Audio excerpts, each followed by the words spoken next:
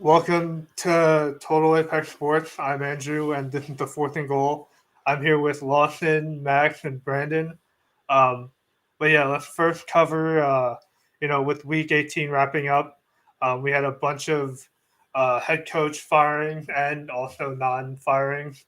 Um, so far, I think the big we kind of touched on this in last week's show, but one of the reasons why the Bengals fell apart this year was obviously their defense. But I was actually shocked they let Lou Anarumo go because I'm sure a lot of team would love to have him at their defensive coordinator. Brandon, what did you think about that move specifically? So Lou Anarumo, for me, I think that move was probably written on the wall. One if they didn't sneak into the back door of the playoffs, like I was predicting would happen. Um, Yeah. just because even though they had been playing better than the 5 game win streak, you can't continue with like either something had to change, either get more talent there on that defensive side of the ball, or change the coordinator. And I think it's unfortunate for Lou Anarumo, who is a really good DC in this league. He'll probably get some looks in the offseason in other places that need a DC. He still might even get looks at head coaching. I think it's a possibility. Some of these teams that might want to go do more defensive minded might look at him as a head coaching option. Hmm. But but for me, I think Lou Anarumo was the one option there in Cincinnati that was written on the wall. Maybe like that's the thing too. I think the OC too would his first year wasn't too bad. Like Joe Burrow probably had his best season in Cincinnati in his career, so they're going to keep that around. I know Zach Taylor was calling plays, but having stability there, all they need to do is find a new DC, which can be tough. I guess like Lou Anarumo was probably the reason they got to the Super Bowl in 21. So for Hmm. me, I think for me, Lou Anarumo will find a job. Um, and also, I think that Cincinnati might get a better DC, but they still need talent there, and especially in that secondary, because that's what costs them this year a lot of the time. Yeah, the other going to the NFC, we saw the Cowboys. I don't think they made a decision officially on Mike So McCarthy, but they can in extend. They're the only ones that can negotiate McCarthy right now. Mm. The okay, Bears did request an interview with Mike McCarthy. They have not responded to that, so they have like I think an 8-day window where they can only negotiate. He can only negotiate with Dallas. And then after that 8 days, it's a free for Mhm. all. Mm. But yeah, we're about to cover Jordan's favorite team, the Giants, for Black Monday. Max, in terms of the Giants, are Yeah. you kind of surprised they kept both Dable and Shane? I like. I feel like unless there's like they could turn it around with a quarterback of some sort, next year probably their last year. Yeah, they're in a weird. And you said quarterback, they don't have a top two pick, so they're in a position where they would have to trade into the top two to. But I don't think they'll be able to. So it's a interesting thing. I'm shocked they kept Shane more than they kept Dable. I kind of felt all year they were going to keep Dable, even with I don't Hmm. they had the one game against Tampa where they really weren't that competitive. But kind of after that game, I mean, you had the Baltimore game. They've had some weird up and down games where sometimes they're competitive, sometimes they were not. I just think Dable got dealt a really bad hand with the Mm-hmm. roster. His job was to fix Daniel Jones, and I don't think that couldn't be done by many people. And I think the Giants also realized that if Dable was fired, he would be the hottest offensive coordinator hire in the NFL, honestly, if he was let go. So, but yeah, the problem is they Hmm. could do with the Chicago Bears, which is get another young quarterback, and if that doesn't work out, already move on from another head coach play caller. So either they're going to give this time or they're not. But I think the Giants are seeing the league where the teams that aren't at the top are going through GMs and head coaches like crazy, and I just think they're kind of stuck, and we have to create some sense of consistency for years, and they haven't had that in over 15, 20 years. Mm-hmm. The Giants also. Right. I also My think fault. like You go ahead, yeah. Andrew. My fault. My fault. Oh no, I was gonna say, you know, Dable like got a lot of credit for fixing Mhm. Josh Allen, but I mean, in terms of like play calling, I don't know if like he's like that great of a schemer. I mean, next year they were even talking about like, oh, he might not call plays anymore just because like I guess that's too big of a responsibility, and like I think Mara owes it to both Shane and uh, Dable to have 1 year without the old regime with Daniel Jones, because that was not his. I mean, he tried his best with that Mhm. playoff win, Yeah. like 2 years ago. But Mhm. yeah, uh, So yeah, Brandon, what I were you was going going to to go say? into a little bit of that too, because I think Dayball, like you were saying, he was credited with fixing Allen, but I think Joe Brady has fixed Allen more to what his potential, because Joe Hmm. Brady's gotten him like a little bit more balance in that offense in Buffalo, and he's having his best season. Arguably, he's going to be the MVP. So it's like, Right. Yeah. is it Dayball? Is it And I was kind of hesitant of them keeping Shane, because Shane's the one that kind of like messed everything up. I thank you, Joe Shane, by the way, for giving this thing called Barkley. But um, at the same time, it's like Mhm. roster building is one of the difficult things. There's only three truly elite general managers in my mind: Howie Roseman, Kansas City's general manager. Off the top of my head, I don't know, I can't remember his name. Less And need. yep, thank you, Lawson. And then trying to remember this third one. Those two, mainly Howie and Les Snead, have Hmm. built a consistent roster so each last 10 plus years. And it's hard to do. And these teams that are like at the top of the draft each year don't get, you know, they might get, flashy pick, make the flashy pick. Look at Arizona, what they did with Marvin Harrison Jr. this year. They made a flashy pick. There is a position of need. They need a receiver, but they didn't have enough depth around like the lines versus per se or defensive line. They could have Mhm. used a defensive line with one of those picks. So it's tough to do, especially with the draft and stuff like that. So I feel like the Giants are still going to be in a tough situation until they get an offensive line to Hmm. protect this young quarterback. They're going to get either Cam Ward or they might reach on Shador Sanders. Even though some executives don't have him as a first round grade, have Shador as a first round grade. So it's interesting to see what's going to happen in April, especially, and then also who the Giants get Yeah. as a head coach. Oh no, they kept Dable and Shane, so it's going to be interesting to see what they do in April. Hmm. Yeah. For QB.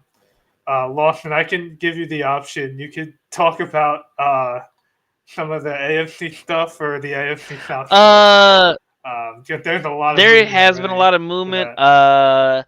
Let's go with the Jags. That's fun. Um, I Okay. in theory, I understand the firing of Dougie P. I like Dougie P. I think that when Yeah. you saw him when he was in Philly, good organization, ran well top to bottom. He was fine. He looked good. He's an offensive mind in an offensive league. That's fantastic. But we see what happens when he goes to a poorly run organization. There is something about I think the great organization is mystified for per se due to we saw New England. Oh, they're one of the best run organizations ever. Well, no, it was you had the best coach in Bill Belichick and the best quarterback in Tom Brady. Oh, Kansas City now they're a fantastically run organization. Well, no, before Andy Reid got there, they were a middle of the pack to slightly below average team most years.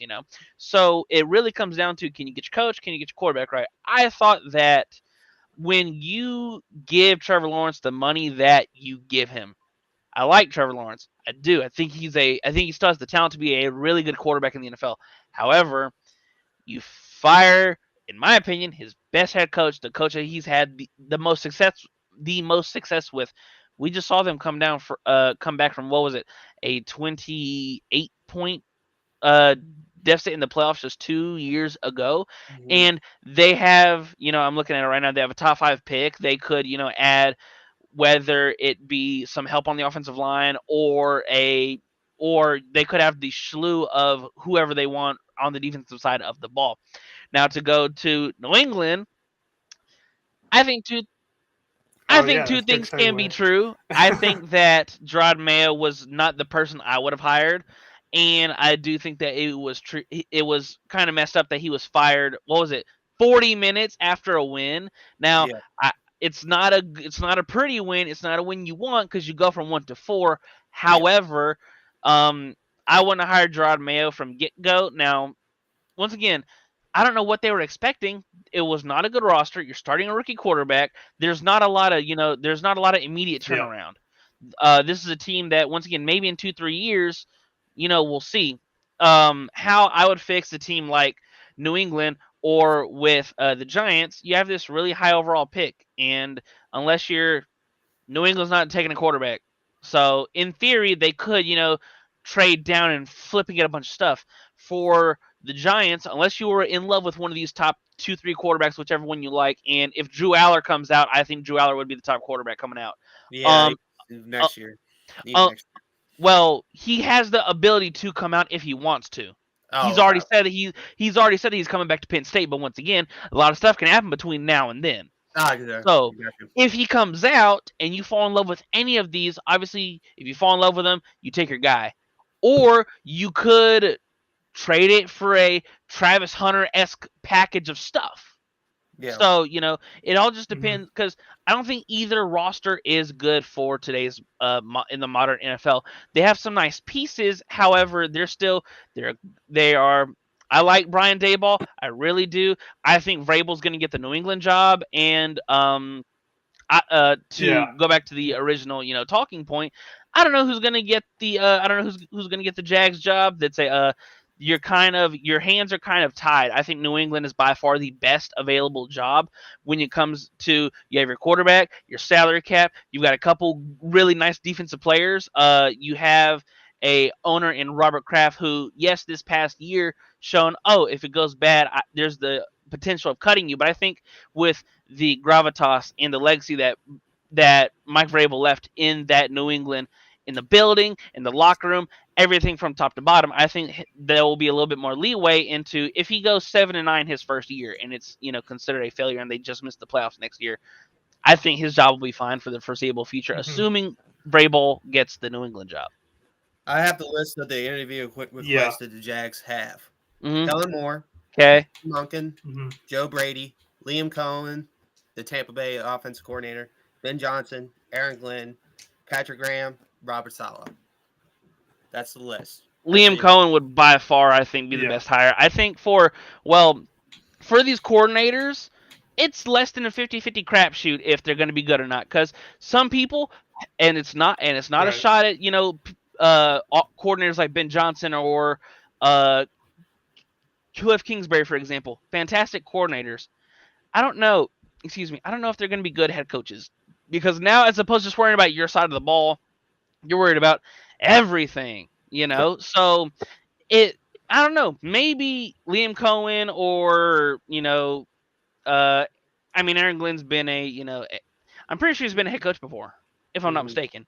Mhm. Maybe in New Orleans, because I know that's where he was coaching before he went to Detroit. I think he was an interim at one Could- point. I Yeah, don't think he was could be full head coach. mistaken. Once again, I could be mistaken, but I just think for these coordinators, let's get the hot name, because Ben Johnson last year, he was the hot, sexy new name in the coach hiring process. Yeah. But until he's a head coach and he has the whole plate on his table, we really don't know. It's a crapshoot. Max, I wanted to get to the other AFC South teams real quick before going back to the AFC East.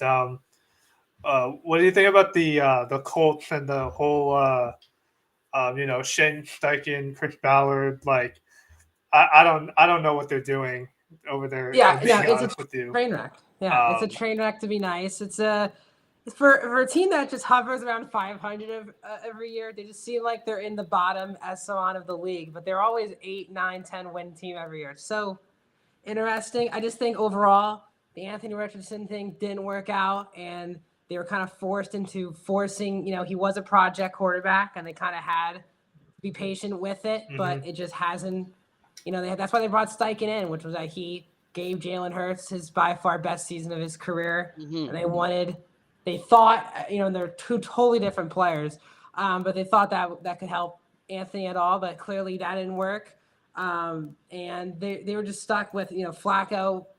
Well, nothing. It was some things were out of their control, some things were in their control. I just think that the Anthony Richardson thing hasn't really worked out. I think Steichen's a much better offensive coordinator than he is an actual head coach. Mhm. And I think we're learning about that now. But again, it's tough to give a new head coach a project quarterback as their first kind of gig too. I just feel like they were kind of throwing him into the wolves. And Richardson was a guy who I wasn't a big fan of in college either. Again, raw talent doesn't make a good NFL quarterback at this point. Mhm. And he didn't learn from they had the whole Wentz situation years ago. They just had a lot of just weird situations they put themselves in. So they just need stability at this point. So I would assume another just veteran quarterback to kind of just get them through another year. I would assume for them. Yeah. It's in- oh, Brandon, today the Titans fired their GM. They're another one of these messy organizations. I think every year they've either fired the GM with John Robinson or the guy they got 2 years ago, Ron Carthon, and then obviously with head coach with Vrabel and who the guys who they've had in the past. Yeah, I mean they're keeping Brian Callahan obviously, but what do you think of the Titans situation? For me, you got the number 1 overall pick. I guess it was oh, okay, let's give a jolt of lightning and fire the GM to get a new GM that can maybe evaluate these quarterbacks a little bit better, get us a new quarterback, because Carthon got drafted Levis, got rid of Willis. Mm-hmm. And it's he did. That's been a crapshoot. Let's see if we can get somebody that can, elevate and evaluate these quarterbacks in this class. And I think with them having the number 1 pick, they're obviously going to go quarterback. I think for me, the safest bet is probably Cam Ward to Tennessee. If I were a betting man today, I think that'd be probably one of the easier bets because Cam Ward has his own flaws. At the same time, I think he's the better of the 2 top ones that everyone was talking about between him and Shedeur. I'm not saying I don't like the Shedeur Sanders at number 1, but I like Cam Ward a lot. He is really good arm talent, really good in the pocket. He's had a lot of experience at going to Washington State and Mike Leach's offense, going to Miami and Cristobal's offense. So he has knowledge of he's had knowledge of 2 different offenses. And I think it would make sense in Tennessee if they went in the direction of Ward instead of the drama that it probably would bring it with drafting Shedeur, with Dion and everything like that. If you draft Shedeur, you might have to have Dion and all that stuff. And who's to say Dion doesn't want him to go to Tennessee? They could pull the Eli. Yeah, that's so true. It's I would just eliminate that option if I were Tennessee and just draft Cam Ward. That's what I would do, and also get a good general manager that can actually evaluate talent and use their draft picks wisely. And I got a question because now Brandon, just once again, let's think big picture. I think you're gonna like this. So unless you're in love with any of these quarterbacks, would you consider trading the number 1 pick for a slew of stuff? Because we did see their defense was really not subpar. Subpar is the complete opposite term as to what I was going to say. Yeah. But they had a good pass defense. Yep. Their defensive line was above average in terms of the entire NFL.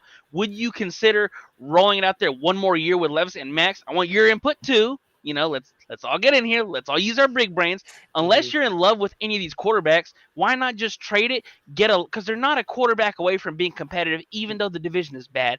You have, it's essentially C.J. Stroud, and then if the Colts can eventually ever get it together, would you consider trading the number 1 pick, just getting a bunch of stuff that you could get really high young talent in there, and then maybe suck again, and then go get Arch Manning next year? Yeah, it's possible. I like the fact too of this, maybe getting one of these free agent quarterbacks in there in Tennessee. Yeah, because there's a slew of them. Yeah, there's a slew of them, and if like say Darnold doesn't work, like they don't work out that contract in Minnesota, I would bring in Darnold to be that bridge, Yeah. and then go ahead and the following year get Arch Manning, because Arch Manning is probably going to be the best quarterback in 26 by Mm. far. Mm-hmm. And I think for me, I like the idea of trading the number 1 pick and getting a bunch of picks. But here's this: what QB needy team is going to trade that much to Tennessee? That's where I'm at with it. Yeah, that's true. It was just an idea that I thought of even with the Giants, because once again, Yeah.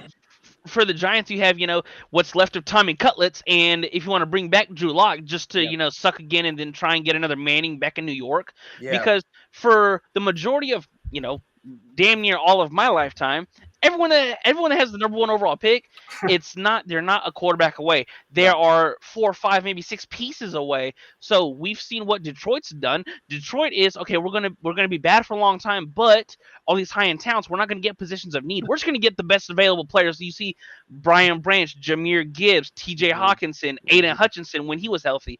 They have accumulated a multitude of superstars, Yeah. and you really see, even though they have almost they have in the, if I'm correct, high teens or low 20s of players on injury reserve, and they're still out there looking like a well-oiled machine. Now, granted, a lot of it is due to the coordinators and the coaching, but I could honestly see one of these high pick teams, if you're not, because it's in the grand scheme of things, it's viewed as a bad quarterback class, because none of these, as Yeah. a general fan, even if whoever's listening, if you're just a general fan, I don't think anyone's in just head over heels. Oh, number 1 pick, bona fide, smack the title on him, like unless as I mentioned earlier, unless Drew Aller comes out, which you look at Drew Aller, especially what he's done in the one game that's happened in the college playoff, big, strong kid,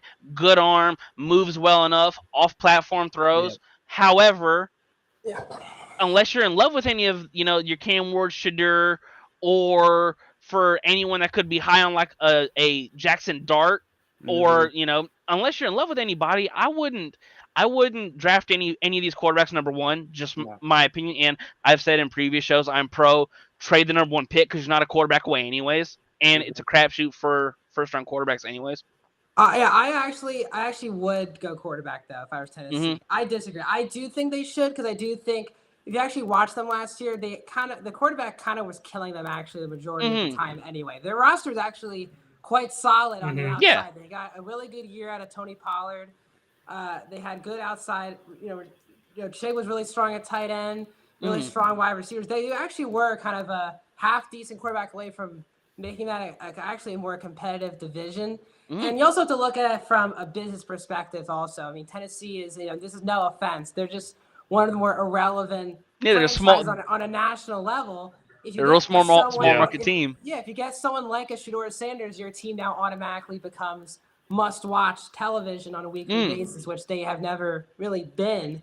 So I do think there's a mixture of a business perspective where it's you're a relevant franchise, winning another year. I don't think even like the options for next year quarterback aren't going to be like wow crazy like they were, this past draft. So I think teams just can't be in the waiting mode anymore. And I yeah, feel that. Shedeur and Ward aren't sure Yeah. the top picks if they were picked in last year's draft. Yeah. But Tennessee is a team that needs quarterback. They actually have good talent mostly on that roster. I do think they need a quarterback and just try to get some help at that position. I mean, a lot of teams are probably gonna gun for a free agent quarterback regardless. Like the Giants, I mean, they could re-sign their own guys, but I was thinking specifically like Cleveland, like that kind of throws the biggest wrench and everything out of all these top 5-6 teams. I mean, I'm gonna include the Raiders because I was surprised that they kept Antonio Pierce. Maybe he will end up as the head coach. We have a lot of time left, so but I'm sure they would want a quarterback and not do the whole Gardner Minshew AOC thing. But I think I even whether they should have benched Winston Mhm. or not, like I think they're gonna have to like double down on QB, Yes. like the other free agent QB. It's just teams. so hard because of Um, the massive contract that they gave Deshaun Watson. That's the whole monkey wrench in the well-oiled machine. Well, They restructured Deshaun's contract, so they. I get, Well- I understand that they. there is My bad, a Andrew. Let me hear it.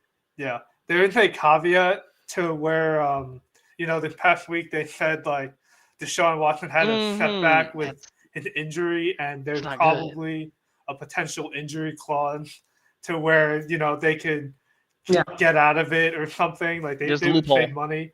Because I mean, it is like worrying. Like Kevin Stefanski has gotten basically, other than DTR and Deshaun Watson, he's basically gotten Yes. the best out of Yeah. every quarterback full time.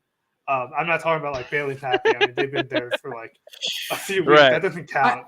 I But I was going to say, I yeah. think the Russell Wilson Denver Go ahead, situation Mac. now opened a lot of teams' eyes on that they can, even if it's that much money, take the hit. You can turn face on quarterbacks. Yeah. Yeah, which I think was an impossible thing for the NFL 5 years ago. But now Denver went from giving up that contract to being a double-digit win team in the playoffs. I think teams now see that as. That's why I think I think they're going to go quarterback, just because I think they have, it's a rookie deal.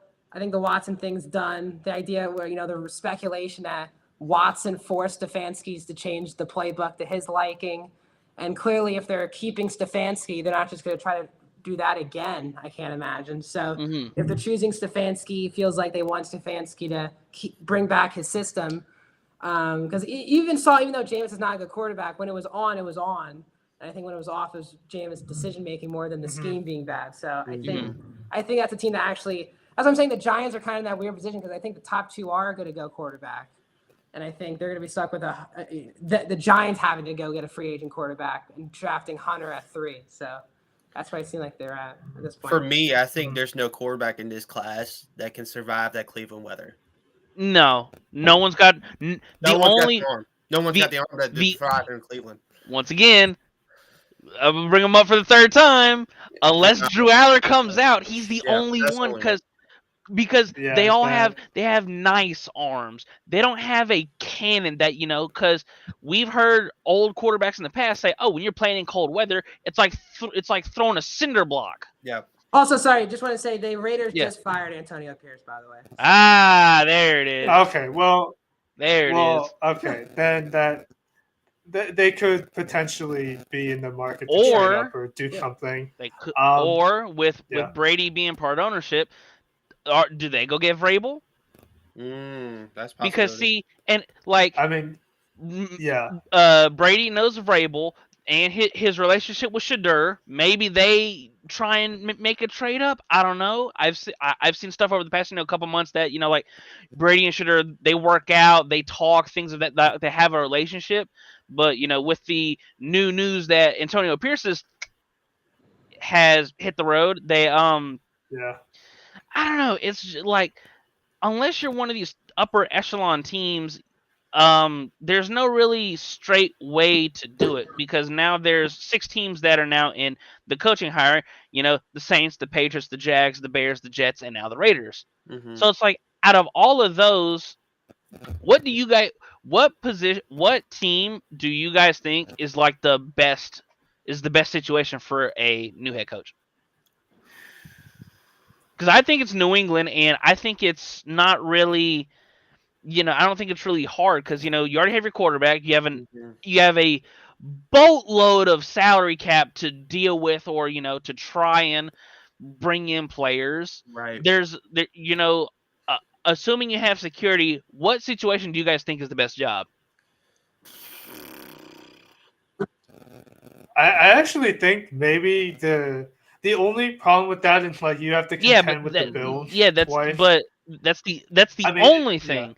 Because Miami's fallen off at the wayside. Tyreek Hill wants out when he's coming off, an 1,800 double-digit touchdown, Yeah, 100 plus reception year. The Jets are the Jets. Yeah. So it's like your only in theory competition is the Buffalo Bills, in which you're going to continue to play second fiddle because they have in my and a lot of people's opinion, the second, or at worst case, the fourth best quarterback in the NFL. Mm-hmm. I still don't think Chicago's as bad a job as people are saying. Yeah. It's not. I don't think it's not so a- either. it's not I a don't great think job. Chicago's that bad. I don't. Yeah, I'm just saying. I think people out there say that. I think it's still with the town around them a decent job, but I still think Chicago's a team that needs more a culture fit than like a scheme Ben Johnson guy. So Mhm. that's I think another. Yeah. So yeah. Another thing too, I just think that for Chicago, it's not your talent, and it's the people upstairs. It's the people Mhm. upstairs that you're answering to, because it's like it's Yeah. from former coaches and players, and just in the meetings, guys, they're saying that, oh, it's a mom and pop shop. Well, you need to you need to hire people if you want to have a successful team and a successful I was about to say program like we're in college franchise. Then you need to bring in football people into your organization. Like, it amazes me as to how bad the ship was, considering the fact that, now I understand Caleb was under duress all year long, but that's their own fault due to they went and bought a Maserati, when sometimes you just need a pickup truck. That's it. Yep. Yep. That's it. And I expect Mhm. them to target offensive line, because their weapons are good. They're fine. They're slightly above average. If you want to just go top three receivers for every team in the NFL, Right. the only other teams that could stack up are your Phillies or your Rams. That's basically about it, because you have three legitimate. We're gonna see how Rome Odunze looks in year 2, but you have three potential number 1 receivers on your team. It's just there are the issues that I have with Caleb and other quarterbacks like Caleb. There are some things you just can't coach out of players. It's hero ball and holding onto the ball too long. Yep. And yes, his offensive line was bad, but there's a couple now. Maybe it's Caleb and the coordinator, because there are certain things as an offensive coordinator or an offensive play caller you can do to help out a bad offensive line. Right. Get the screen game involved. We're going to get a lot of 3-step drops. Oh no, yeah, they did a lot of Yeah. that. Yeah, they did a lot of that. I just to piggyback on Max's point before we turn over, I do agree with you. I don't think the Bears is as bad of a job. The only stigma around it are the people upstairs. I think the Cowboys' job is probably the Cowboys, if it does become open and they don't re-sign McCarthy, I think that's the best job. I mean, you have a above average quarterback in his prime. The only problem is the roster outside of your top 3-4 players. It's not very good. No, it's not. But I feel like I was gonna say, if you have a good quarterback, you're gonna be in almost every single game. And regardless if we love, hate, or however Brandon feels about Dak, because he's an Eagles fan, so I'm sure he's anti-Dak. But if you're speaking objectively, I think he's a upper echelon quarterback. Is he top 10? He's to me, if he's healthy, he's on that 8 to 12 range, somewhere around there, depending upon who you ask. I don't think he's as high as 6, but I don't think he's as low as 14, 15. I'll put him at 12, 13. That's where I'll put him. Yeah, you could do a lot worse than Dak. Yeah. That's still a Jerry Jones thing. If you're signing up for not having a lot of control on what the town on the field, so right. Yeah, then you need to be. You need to be ready for everything that's going to come with being the head coach of the Dallas Cowboys. Is that you have control, but how much control do you really have when you have? And with the quotes of Jerry Jones over the past week saying, "Oh, when I bought this team, I'm going to sum it up. I didn't buy it for my kids. I bought it for me. This is something that I'm going to do for the rest of my life." And so it's like, Jerry, and even if that is the case, and you're going to, because of course he's going to be the GM until he drops. Mm-hmm. The thing is, you have to be interlocked at the hip with your head coach due to you are controlling, personnel and everything from top to bottom. Mm-hmm. So that's when I feel like if you're going to fire a GM and or a coach, you damn near need to just clean slate, because it's going to say, "Oh, I don't have my players for this," or other case scenario, me and the head coach or GM don't get along. Mm-hmm. Like when, to circle back to the Giants one last time before we go through the slate, if they were to fire one of them, it would be awkward for whoever they replace in that other seat. So if they were to fire Joe Shane, then you bring in a GM where it's like, well, him and Dayball, we're not on the same timeline. hmm But yeah, going on to, I mean, there wasn't that much to recap, obviously, because it was basically an extended preseason type. But I will say, Brandon, what were your thoughts on, I guess, like, obviously the Falcons didn't make it, or the Panthers, but I felt like in terms of like the young both franchises for next year, like with their young quarterbacks, it's probably looking I pretty think the up for Panthers them. are going to be a great team, like one of those turnaround teams next year. I really do. If they can get their defense situated, I really like this Panthers team. Bryce Young showed me like 5 touchdowns in Atlanta when the Falcons had everything to play for, kind of, and Bryce Young was like his Alabama self. Like it was crazy to see that. Michael Penix does also played pretty good in that game. But Bryce Young was just elevated his team to another level. If they can get a solid trenches built around the defensive line, offensive line, have everything situated, still keep JC Horn and everything like that. I feel like this Panthers team could be one of those turnaround teams, like from worst to first kind of deal. Especially in the NFC South. Also, I like the Falcons' chances with Penix next year. But I feel like Bryce Young and the Panthers might be a scary team for some people next year. Max, before we move on to the other games from last week, I mean, I might be on a limb here, but I know it's against the Bills backups, but I mean, if Joe Milton has a good preseason next year, like how serious would I mean, because he's so young Nah, too, yeah. like I'm not gonna He's a project quarterback. like how serious would Milton's okay. a project quarterback, and that's why they kind of threw him out there just to give him some reps. Honestly, was the point of that. But no, I think Drake is actually really good.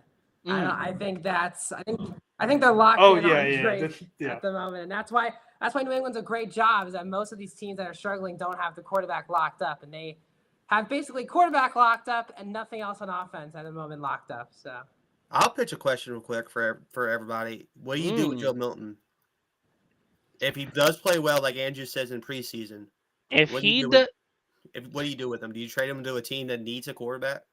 You try and bait somebody into a day 2 pick. That's what ideally you would try and bait somebody into. Can I get a 4th round pick for him? Because I mean, unless you're going to keep him around as a talented backup, just in case. Because we've seen a lot, especially over the past 2 years. We've seen quarterbacks go down left and right.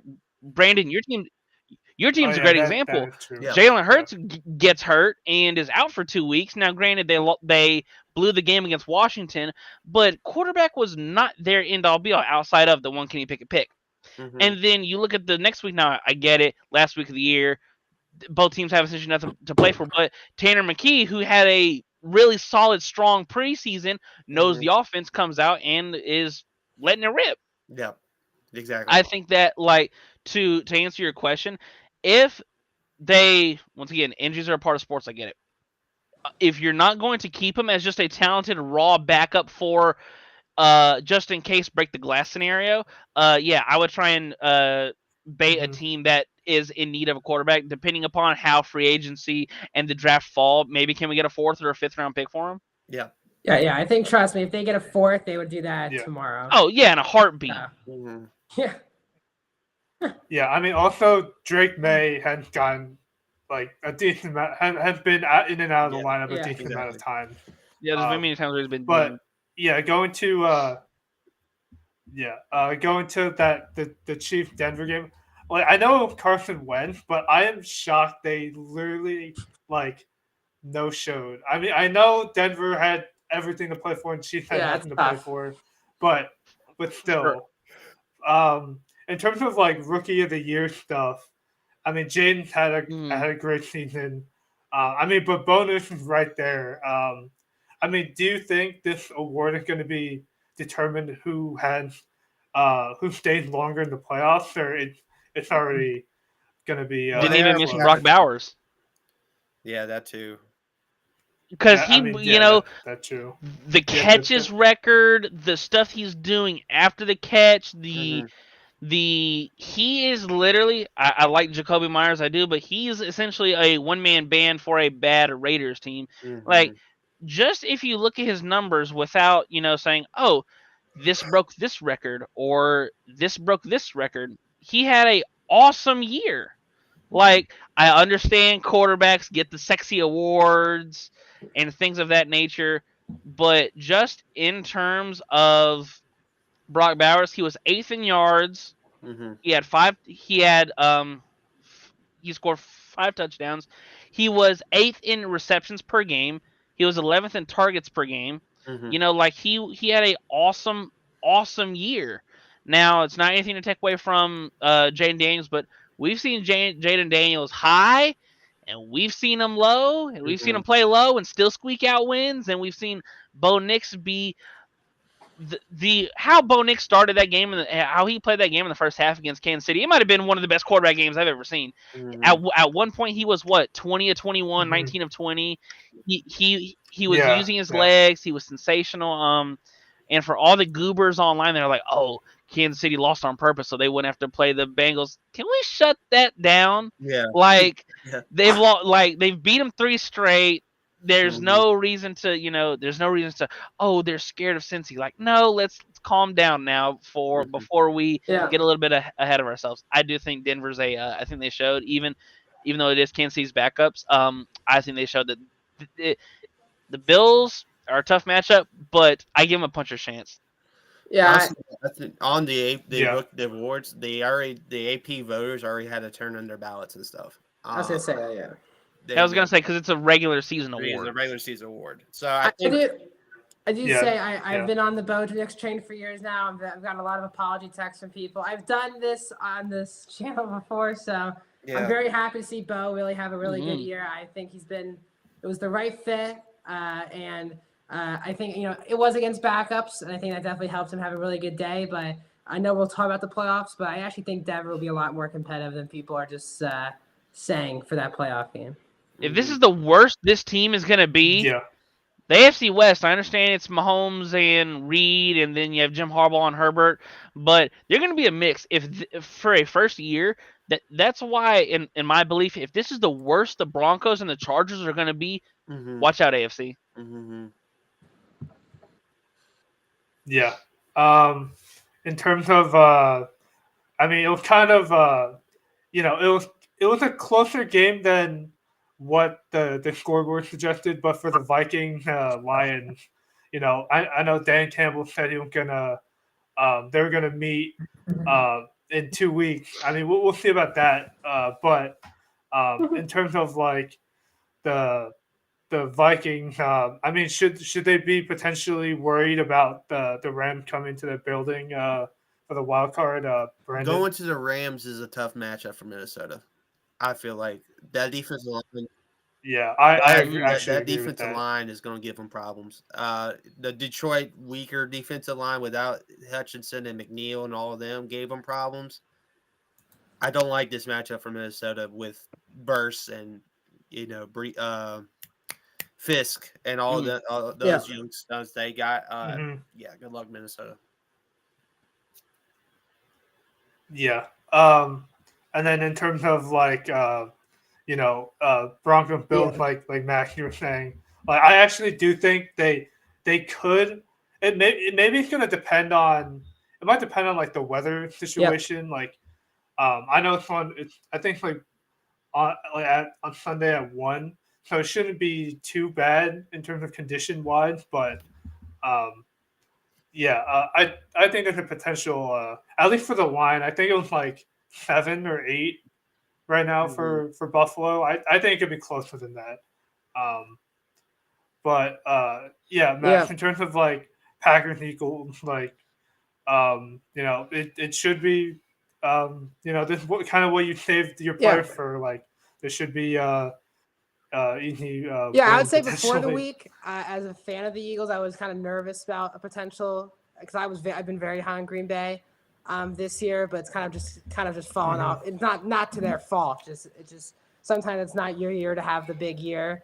Doesn't mean Green Bay should be one of the favorites. I think even next year could be a really big year for them. But yeah, I think the Eagles are set up for a really good setup here to at least, have a good run at least trying to get to the championship game here with the draw they're dealt. So they're going to be heavy favorites. And if they win this week, and could be even bigger favorites the week after, depending on how the matchups go. So they should feel very good about themselves. They've been clicking on all cylinders for more than any other team in the league the last 2 or 3 months. So I usually feel very stressed heading into an Eagles playoff week, but for some reason I feel kind of chill this week, which is probably not a good thing if you're a Philadelphia sports fan. So once the game starts, I'll be nervous, but not right now.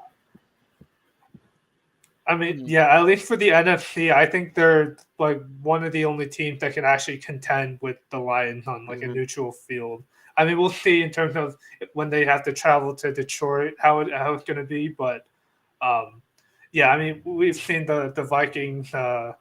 They kind of got, like they a few plays went to the Lions' way for sure, but that's kind of what that home field does. And I mean, we've seen Darnold kind of shrink at the biggest time sometimes. So I mean, they've had a great the Vikings they've had a great year, but in terms of like this Lions team has overcome so much, and they're already they're the best in the league at this point. Lawson, in terms of like Tampa Bay hosting the Commanders, this is like honestly a 50-50 This is gonna be fun. to me. This is gonna be fun. Normally, go ahead. You have a red hot Buccaneers team that's riding the high. They got Mike Evans to 1,000 yards. Now we can go back and forth of if I'm New Orleans, I'm putting all 11 defenders on Mike Evans. He's not getting it on me. If y'all score a touchdown, so be it. But y'all not getting it on me. More teams should probably do that. Yeah, but to go back to the playoff game, this game is going to be so fun because you have a rookie quarterback who's had a sensational year. He has his number one receiver in Scary Terry. He has a very clever offensive coordinator in Cliff Kingsbury. The only issue is Washington's defense is very gettable. Now we get Marshawn Lattimore, Mike Evans again, which we thought that was going to be the end of it when he gets traded to Washington, but we get it again. And if Chris Godwin didn't break his leg, I'd say, Tampa Bay in a landslide. But with the Jaden McMillan's had an awesome rookie season. Their offensive line is good. Bucky Irving's been sensational, especially down the stretch. I think if you force Jaden Daniels in because I don't think you can run on this Buccaneers defense. Once again, they could 100% prove me wrong. But with Vita Vea in the middle, with Levante David captaining the defense, you have Antoine Winfield over the top. There is they have good players in key spots for a Tampa Bay defense that earlier on in the year it was one of the worst, but they were also crazy injury riddled. So I think in the first 3 weeks they lost 9 DBs due to injury, which obviously it's going to be hard if you're losing 9 DBs. I think they're peaking at the right time. I think they're getting healthy at the right time. I think Tampa Bay pulls this one out late. I just think that for as good as we've seen rookie quarterbacks, there's a reason none of them have gone to the Super Bowl, and there's only been a handful that have ever reached the championship game. And once again, Jaden could come out and run for a $110 and a touchdown, and be sensational because that's where this Tampa Bay defense is gettable, is when quarterbacks use their legs. Now, I just think that it's a bad matchup for Washington's defense because, like I said, I think they're very susceptible to giving up big plays or giving up long drives. If they're not forcing turnovers or generating 3 and outs, I think that they're very, very gettable to a big play, red hot offense that the Tampa Bay Buccaneers have. Yeah, I kind of went out of order, but we can go to the Saturday games, and then Brandon, you can give some of your wild card predictions. But Brandon, in terms of the Chargers at Texans, I mean, if like the Texans would basically have to do a 180 to what we've seen them produce on offense like the past month for me to be convinced because the Chargers have been surging. I know they signed Zeke Elliott because of Mm-hmm. Gus Edwards is potentially injured and but their offense is like they've had a top defense and their offense has been very like surging at the right time.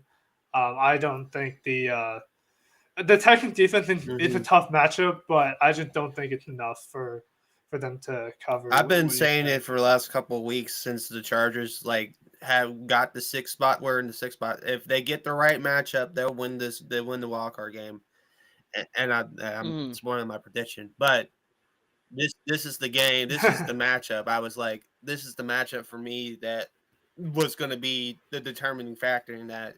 Anybody that's playing the Texans right now they're just too injured right now to compete for the playoffs. And I think Stroud's had a kind of slump. Now he could show up like CJ Stroud of 2023 in this game, and we won't be shocked by that because he's that good.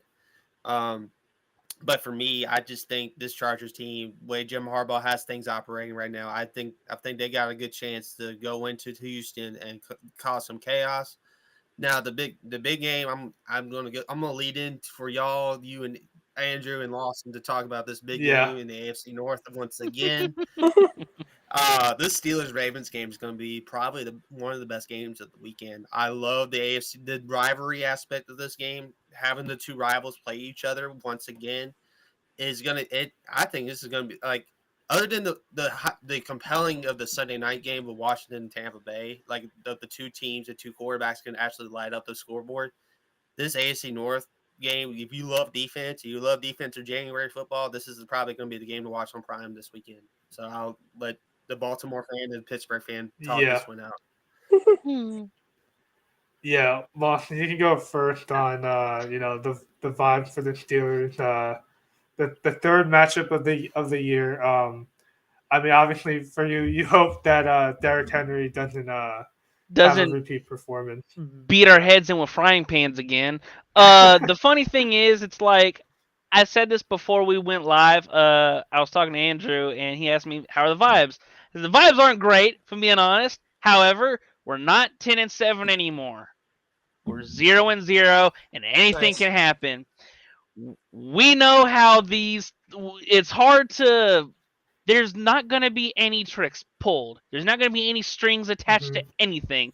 We knew we don't like y'all don't like us, and it's okay. And when you face a division matchup for a third time in a year, you've shown your hand in both games.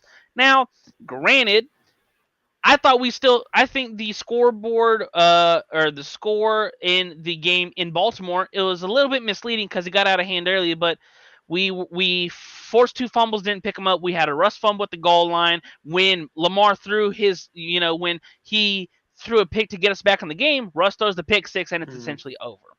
Now, it would be the most Steelers thing to do to lose the past month and then go into Baltimore and just pull out a 17-16 win. It would just be, these games are just they're always weird. They're always one score.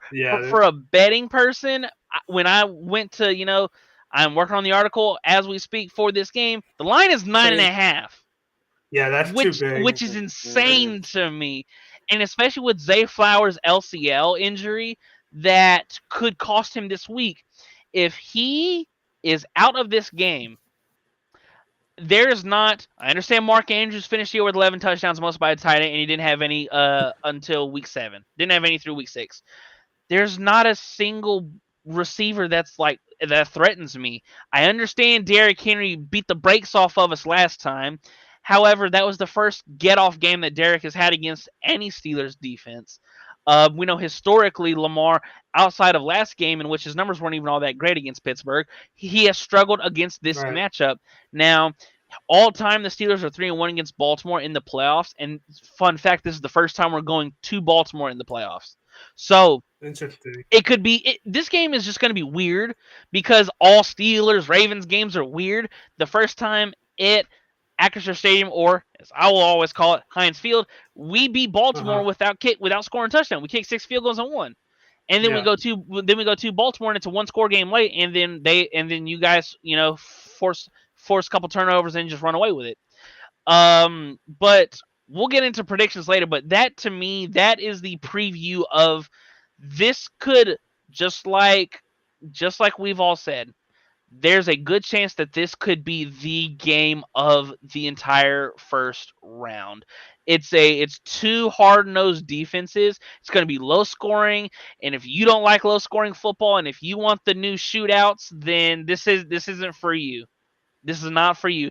There's going to be big hits. There's going to be potential, not saying suspensions, but some people are going to get fined in this game. There's going to be big hits everywhere, because I think whoever comes out of the gate and sets the tone early to be the more physical team, whether it be on the offensive or defensive line, that is going to determine who wins the game.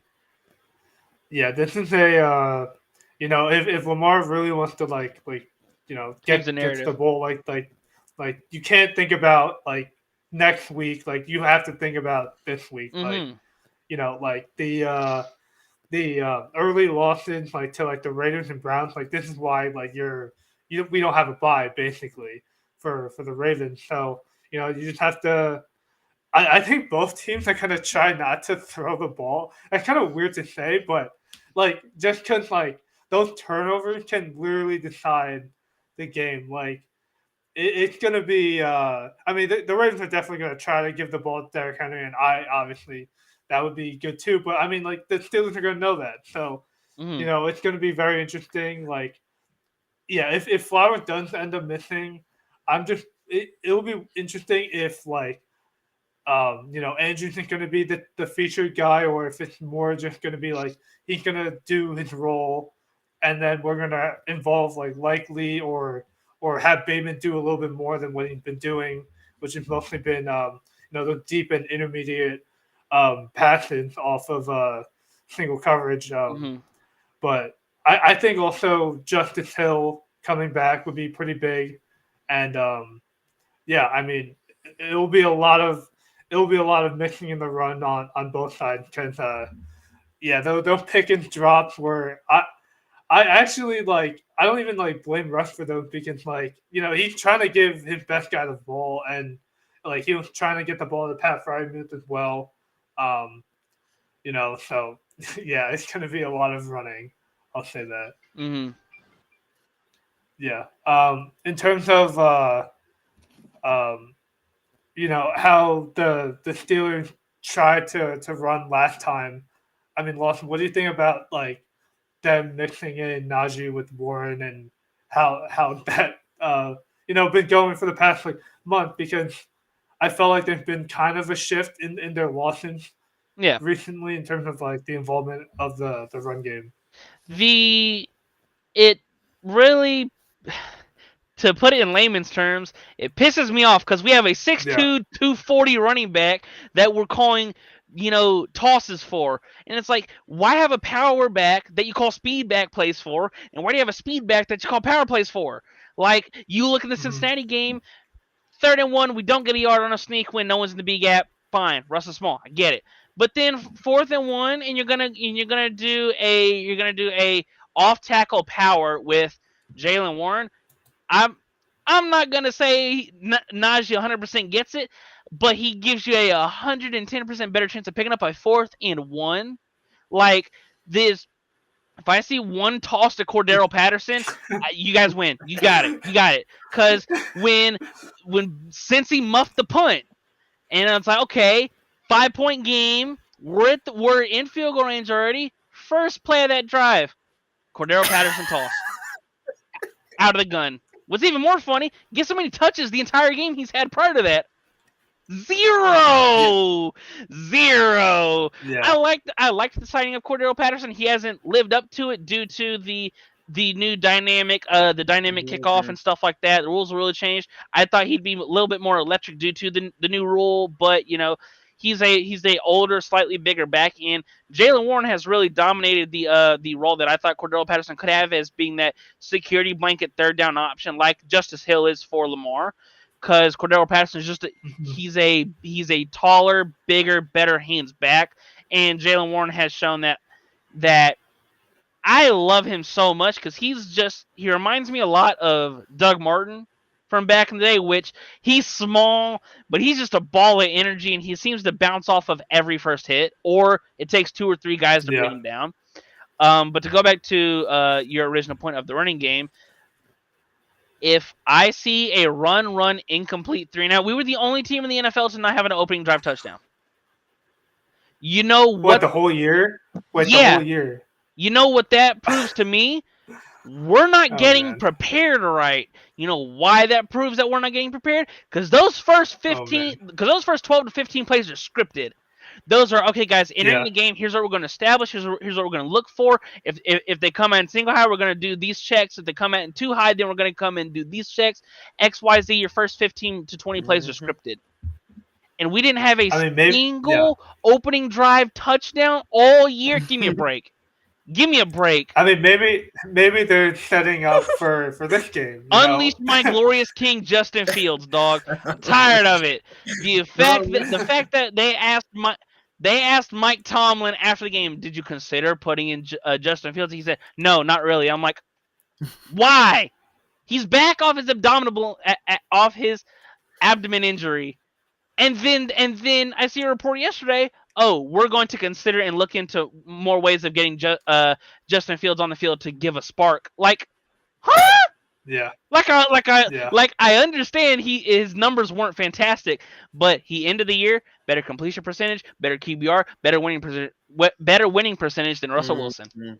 So Mhm. I don't know. He's got a bigger arm. Russ obviously has the touch on the volleyball throws, but it might genuinely be the dynamic and explosiveness of Justin Fields' legs. And what's also going to be interesting to me, if Russ is on a leash, how long's the Mhm. leash? Because if we're down 14-3 at half and getting the ball, hey, Field. I've seen You might as well. I've seen Fields do some craziness with his legs.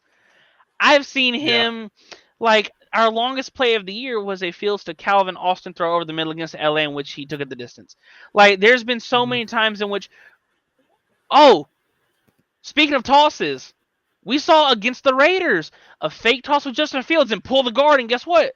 Yep. Touchdown. Like, it I thought honestly when because Tomlin has said no one's gonna lose their job due to injury, but when Justin Fields became the backup quarterback when Russ was healthy, I would think they would have between 7 and 15 red zone plays or inside the 10 plays for Mhm. Justin Fields. And it's not Yeah. due to Russ isn't a good quarterback anymore. But it's the fact that he is like Russ is a good and was a good runner. Fields is an explosive, powerful runner. We just saw Yeah. in the Cincinnati game, he took off for 4 yards and tried to lower his shoulder and got Mhm. popped. We saw in the Baltimore game, he tried to take off and absorb a hit and got the ball jarred loose. So, that's my whole spiel of Mhm. the running game. But yeah, we have plenty of we have another show to talk about the game. But yeah, let's get to the to cap it off to get to Brandon predictions, and then yeah, Max, if also you want to comment on some of the other Yeah. wild card games this week, and then end with Lawson. Mm-hmm. So I got my predictions are I already said the Chargers were going to win against Houston. I apologize, lost in advance. I got Baltimore Yeah. over Pittsburgh. I got- get it. So that's the I Saturday get it. games. I got Buffalo slightly in that game on Sunday, the 1:00 game. Obviously, I got my birds. I think they'll cover against Green Bay, an injury depleted Green Bay Packers. I got Washington in the upset in Tampa Bay. I got that upset. I love this. I like Jayden Daniels to make a statement in this first playoff run, and I think he'll make some plays down the stretch in this game. You said Tampa Bay will win it late. I think Washington's the better late team of the two, as they've won a lot of games late this year. And if Jayden Daniels has the ball in his hands late, normally he gets the plays done. So I have Washington in that game on Sunday night, and then Monday night I have the Rams winning that game. I have the Rams winning it. Ooh. Only reason Darisaul's still hurt, and the fact that Detroit's backup lineman got after Darnold, I think the Rams will do the same thing.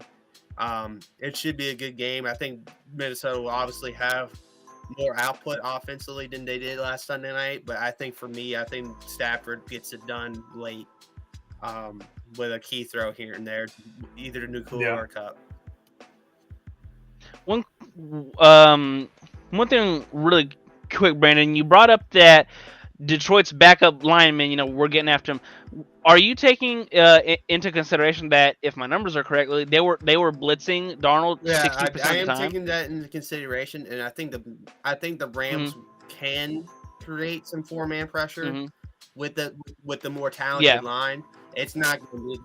I agree with you. I was just curious if you thought about that, because we saw in that late night game they were getting after Sam all night long, and you really saw the return of Alex Anzalone and what he brought. He essentially wiped out T.J. Hawkinson, and we saw a fifth string corner who had played Justin Jefferson all in high school and in college come in and say, okay, well, I got him, guys. So don't worry about it. Like Detroit. Like the Detroit game, me making this pick, like that was the toughest game for me to pick, was Rams Vikings.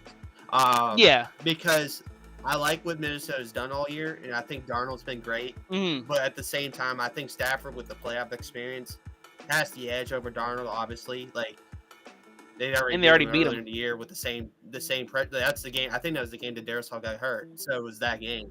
So I think for me, without Darisaul, without the playoff experience, I think Darnold would have a couple of mistakes in this game, and I think that the Rams is just going to be too much. I think they'll figure out Flores' the blitzes and stuff like that. So that's my full wild card slate. So the matchups would be Commanders, Lions, Rams, Eagles, Chiefs, Chargers, Baltimore, Bills.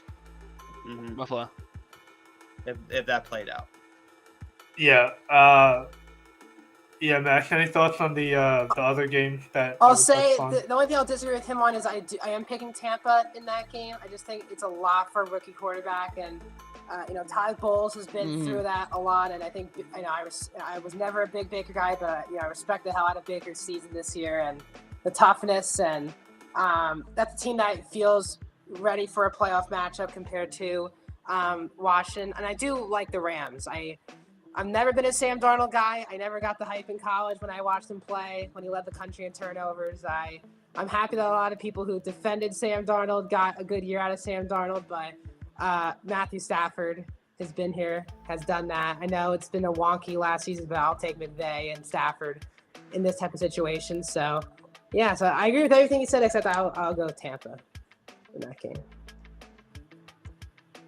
Yeah, those two games are like the kind of the trickier game to pick. For me, I think Tampa has been hot, and I'm not saying they're not, but I think like I don't know if they have the corners to take care of McLaurin.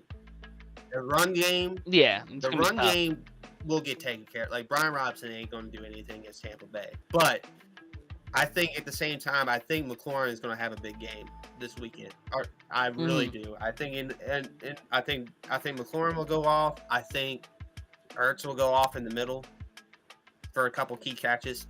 So I think the passing offense for Washington is going to come alive. The only concern is the run game. Washington, if they can't get going, then that will swing into Tampa's favor. And also, like, if Lulu is out for Washington, it's going to be Tampa all day. Because even though Lattimore might be back, I just don't think the other corners on the other side are going to take care of McMillan. And the other receivers they have. But I think at the same time, I just like the aura of Daniels too much. So that's why I decided to pick it. And I know I'm an Eagles fan. I'm an Eagles fan saying this, man. I live in Virginia. So I just like, I'm hometown love kind of. So.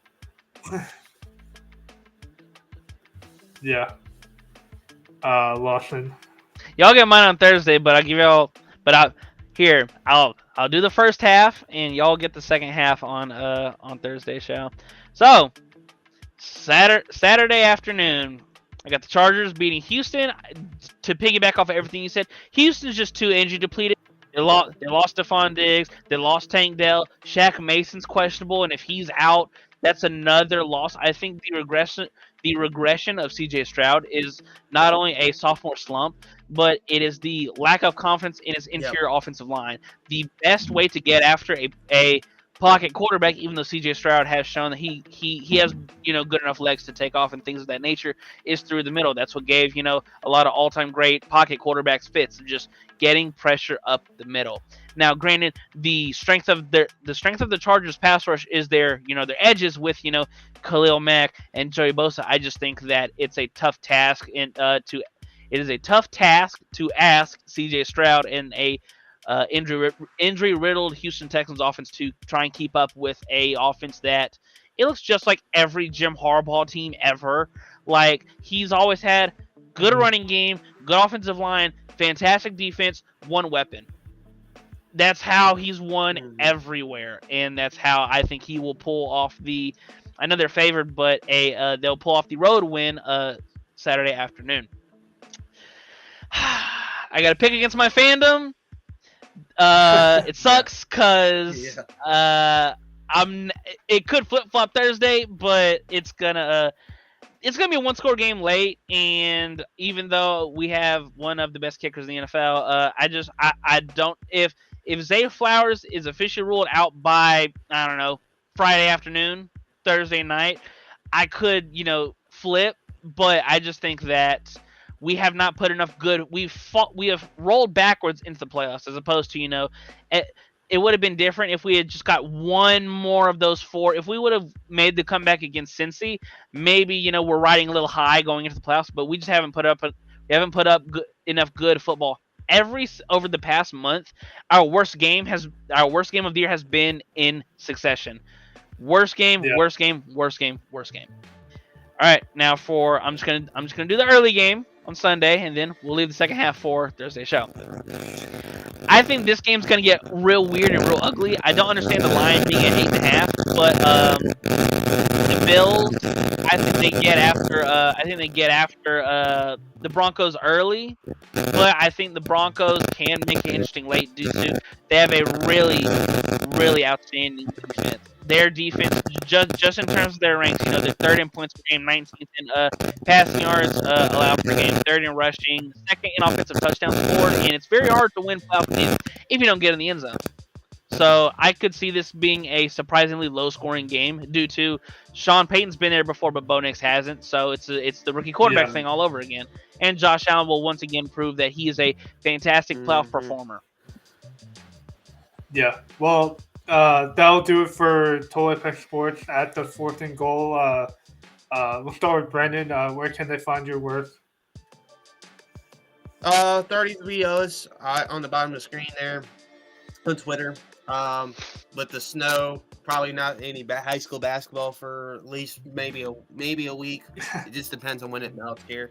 Yeah. So hopefully I get back to that soon. Obviously, I'll have the Eagles Packers DFS out probably tomorrow. I probably still have to shovel some snow, but I'll probably get that out tomorrow along with the weekly quarterback. I took a week off for that quarterback DFS because week 18 was, one of those crapshoot weeks, right. So we didn't have that many quarterbacks playing.